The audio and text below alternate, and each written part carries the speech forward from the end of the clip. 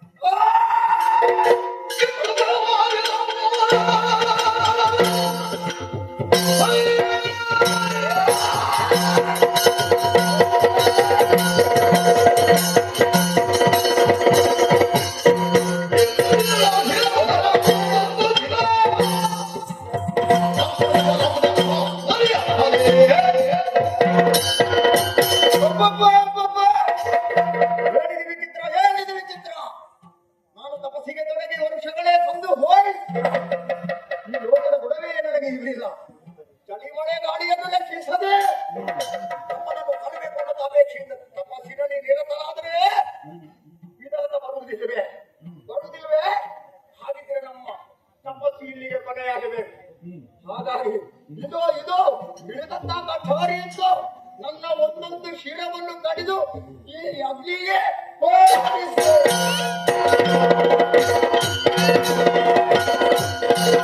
ಈ ರೀತಿಯಲ್ಲಿ ಓಡಿ ಬಂದವಗೆ ಬಾಯಿ ಮಾಡಿ ಗೌರವವನ್ನು ಹಿಡಿದು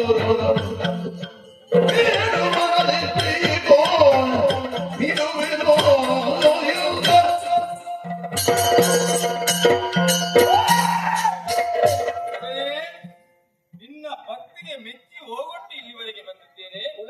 ನನ್ನಿಂದೇನಾಗಬೇಕು? ನಿನ್ನ ವಾಂಛೆ ಏನು?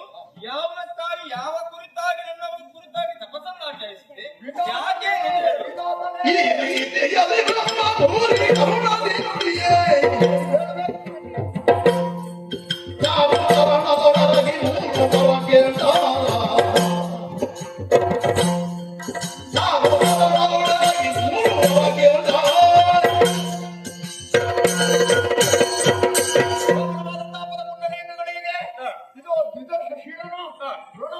ಸಲ್ಲಿಸುತ್ತಾ ಇದ್ದೇನೆ. ಶುಭವಾಗಿ ನಿನ್ನನ್ನು ಕಾಣುವಂತ ಅಪೇಕ್ಷೆಯಿಂದ ದೀರ್ಘವಾದಂತಹ ತಪಸ್ಸಿನಲ್ಲಿ ನಿರತನಾದವ ತಂದೆ.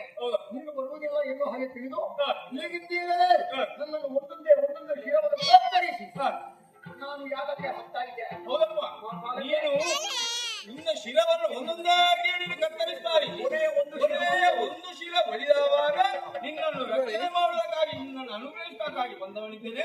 ನಿನಗೆ ಮೊದಲಿನಂತೆ ಯಾವುದಕ್ಕೆ ಅನುಗ್ರಹಿಸಿದ್ದೆ ಅವನಿದ್ದೇನೆ. ಹಾಗಿದ್ದರೆ ನಿನ್ನನ್ನು ಕಾಣುವಂತಹ ಯೋಗ ಕೋಟಿ ಕೋಟಿ ಮಂದಿಯಲ್ಲಿ ಒಬ್ಬರಿಗಿಬ್ಬರಿಗೆ ಉಂಟು. ಏನು ನಮ್ಮ ದೀರ್ಘವಾದಂತಹ ಪ್ರಯತ್ನ ಇಷ್ಟಾರ್ಥವನ್ನು ಕೇಳಿಕೊಳ್ಳದೆ ಈ ಧರೆಯಲ್ಲಿ ಹುಟ್ಟಿದಂತಹ ಯೋಗಿ ಸಂಜಾತರಿಂದ ಒಂದನೇ ಹೌದು ಮಾತ್ರವಲ್ಲ, ಯಾವುದೇ ಜೀವಿಗಳಿಂದ ಎರಡನೇ ವರ. ಶಿವರು ನರರು ಗಂಡರು ಗರುಡರು ಕಿನ್ನರರು ಕಿಂಪುರುಷರು ಮುರಗರು ಸಿದ್ಧರು ಸಾಧ್ಯ ಅದರಲ್ಲಿ ಎಲ್ಲ ಬಂತು. 2-4 ಜನ ಹೊಂದಿದ ಮುರಗ ಜೀವಿಗಳಿಂದ ಎಲ್ಲರಿಗೂ ಎಲ್ಲ ಬಂತು. ಪ್ರಾಣಿ ವರ್ಗದಿಂದ ಮಾನವ ವರ್ಗದಿಂದ ಯಾರಿಂದಲೂ ನನಗೆ ಮರಣ ಬರಬಾರ್ದು. ಆದ್ರೆ ಪ್ರಧಾನವಾದಂತಹ ಉದ್ದೇಶವನ್ನು ಯಾವುದಪ್ಪ ನಾವು ಕೇಳಿ ಬಂದೆವು. ರಾಕ್ಷಸರ ಮಧ್ಯೆ ಬೇಕಾದ ಒಬ್ಬ ಕಾಣಿಸಿಕೊಂಡಿದ್ದಾನಂತೆ. ಕಪಟನಾಟಕ ಸೂತ್ರಧಾರಿಯಾದ ನಾರಾಯಣ ಒಬ್ಬನೇ ಕಾಡುತ್ತಾ ಕಾಲವನ್ನು ಕಳೀತಾ ಇದ್ದಾರೆ. ಹಾಗಾಗಿ ಆ ಗೋವಿಂದನಿಂದಲೂ ಎಲ್ಲ ಬಾರಿಗೆ ಮರಣವೇ ಬಾರದ ಹಾಗೆ 3 ವರವನ್ನು ಕೊಟ್ಟು ಉತ್ತರಿಸು. ಇಷ್ಟು ಮಾತ್ರ ನಿನಗೆ ಬೇಕಾದ. ಆದ್ರಿಂದ ನೀನು ಕೇಳಿದ ವರವನ್ನು ನಿನಗೆ ಅನುಗ್ರಹಿಸ್ತೇನೆ.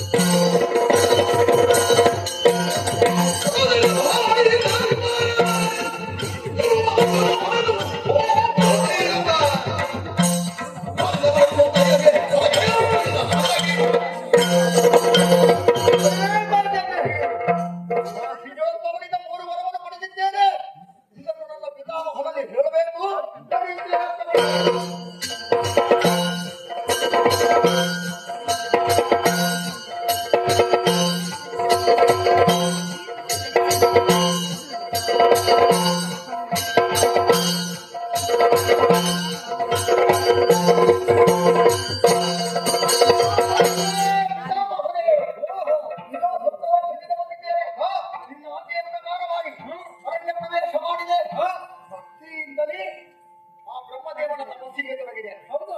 ಎಷ್ಟು ದಿವಸಗಳಾಗಿದೆ? ಒಲಿದನು? 2 ತಿಂಗಳು. ಹೌದು. 8 ವರ್ಷ ಅಂತ ಅದೆಷ್ಟೋ ಕಾಲವಾಯಿತು ನೀನು ಹೋಗಿ. ಹೌದಲ್ಲ?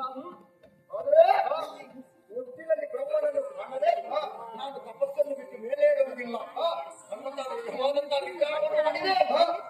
ಆ ಕಾಲಕ್ಕೆ ಶಾರದಾ ರಮಣ ಶಾರದೆಯ ಅರಸ ಒಲಿದನೇ?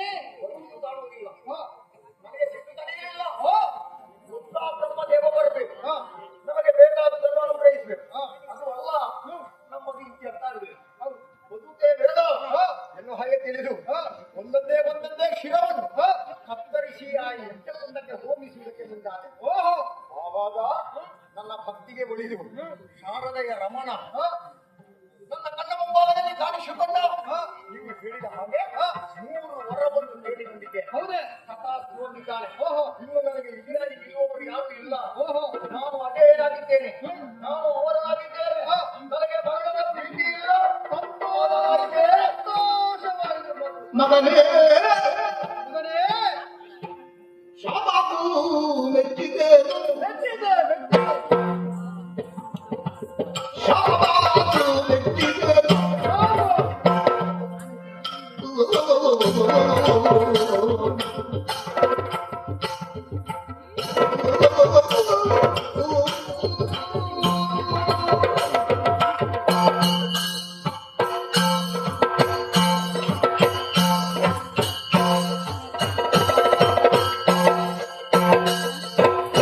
ಮಗನೇ ಶಾಬಾಕು ಮೆಚ್ಚಿದೆ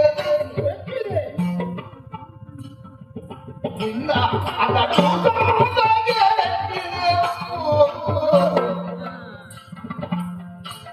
ಮಗನೇ ಹುಲಿಗೆ ತಪ್ಪಾಯಿ ಮಗನೇ ಹುಲಿಗೆ ತಪ್ಪಾಯಿ ಮನಸ್ಸಿಗೆ ಬಂದ ಕನಸಾಗೆ ಹೋಯಿತು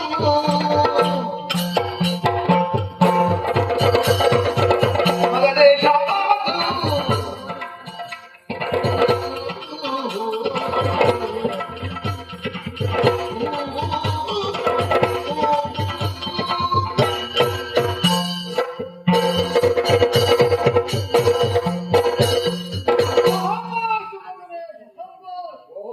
ನಾನು ಹೇಳಿದಂತಹ ಕಾರ್ಯವನ್ನು ಚಾಚೂ ತಪ್ಪದೆ ನೀನು ಪೂರೈಸಿಕೊಂಡು ಬಂದಿದ್ದೀಯ ಎನ್ನುವಲ್ಲಿಗೆ ಮಹಾನಂದವಾಯಿತು ನನಗೆ. ಸಂತೋಷದಿಂದಲೇ ನನ್ನ ಪ್ರಾರಂಭಿಸಿ. ಹೌದಪ್ಪ. ಹಾಗಾಗಿ ನಿನ್ನದಾದಂತಹ ಈ ಸಾಧನೆಗೆ ಯಾರಾದರೂ ಮೆಚ್ಚಲೇಬೇಕು, ಮೆಚ್ಚಲೇಬೇಕು. ಮಗನೇ ಶಹಬಾಸ್ ಹುಲಿ ಮೀಸೆ ತಪ್ಪಾಯಿತು ಅಂತ ಹೇಳ್ತಾ ಇದ್ದೀನಿ. ಹೌದು, ನಿನ್ನ ಮೀಸೆ ತಪ್ಪಾಯಿತು. ಆ ರೀತಿ ನಿನ್ನ ಈ ಸಾಧನೆಯನ್ನು ಮೆಚ್ಚಿಕೊಳ್ಳುವರೆ ನನಗೆ ಸಂತೋಷವಾಗುತ್ತಾ ಇದೆ ಮಗನೇ. ಆದ್ರೆ ಇನ್ನು ಮುಂದಕ್ಕೆ ನೀನು ಏನು ಮಾಡಬೇಕು? ನೇರವಾಗಿ ಅಲ್ಲಿಗೆ ಹೋಗುವುದಲ್ಲ. ನೀನೀಗ ಪ್ರಾಯಕ್ಕೆ ಬಂದಿದ್ದೀಯ. ನಿನಗೊಂದು ಮದುವೆಯನ್ನು ಈಗ ನಾನು ಪಡೆದು ಬಂದಿದ್ದೇನೆ.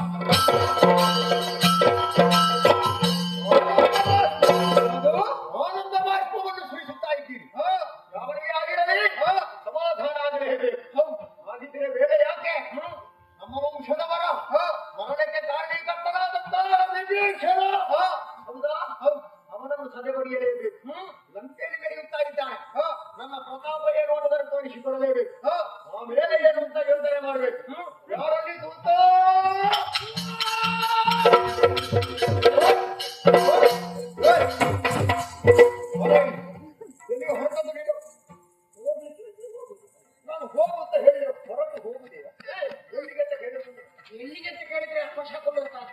ನಮ್ಮ ಕಾರ್ಯವನ್ನು ಪೂರೈಸುವುದಕ್ಕೆ ಎಲ್ಲಿಗೆ ಅಂತ ಕೇಳಬಹುದು ರಾಜಕೀಯದಲ್ಲಿ. ಹಾಗೆ ವೇಗವಾಗಿ ಅಂತೆಯನ್ನು ಸೇರು. ಅಂಟೆಗಳು ಮಾವನ ಮನೆಗೆ ಹೋದ ಹಾಗೆ ಲಂಕೆಗೆ ಹೋಗಿ ಅಲ್ಲಿ ಎಂತವರೆಲ್ಲ ಹೇಗಿದ್ದಾರೆ ಅಂತ ನೋಡಿಕೊಂಡು ಬರ್ಲಿಕ್ಕೆ. ಕ್ಷೇಮ ಸಮಾಚಾರ ವಿಚಾರಿಸುವುದಕ್ಕೆ ನಿನ್ನನ್ನು ಕರೆದಲ್ಲ. ಮತ್ತೆ ಅಲ್ಲಿ ಒಬ್ಬ ಇದ್ದಾನೆ ಧೂರ್ತ ಭೂತ ರಾಜಕಾರಣಿ ಹೌದಾ? ವಿಭೀಷಣ. ಹ? ನಿಮ್ಮ ಅಜ್ಜ ಹೌದು ಅಜ್ಜನ ಬೊಚ್ಚ ಮಾಡ್ತೇನೆ ಈ ಸಲ. ಹಾಗಾಗಿ ಅವನಲ್ಲಿ ಹೋಗಿ ಹೇಳು, ಮೊಮ್ಮಗ ಬಂದಿದ್ದಾನೆ, ಇಲ್ಲಿ ಅಧಿಕಾರ ಅವನ ಪಾಲಿಗೆ ಬಿಟ್ಟು ಕೊಡ್ಬೇಕಂತೆ. ಒಂದು ವೇಳೆ ಕೊಡುವುದಿಲ್ಲ ಎಂದಾದ್ರೆ ನಿಮ್ಮ ಎದುರು ಎಡಲು ಹಾಕಿ ಆ ಪೀಠವನ್ನು ನಾನು ಏನು ಅಂತ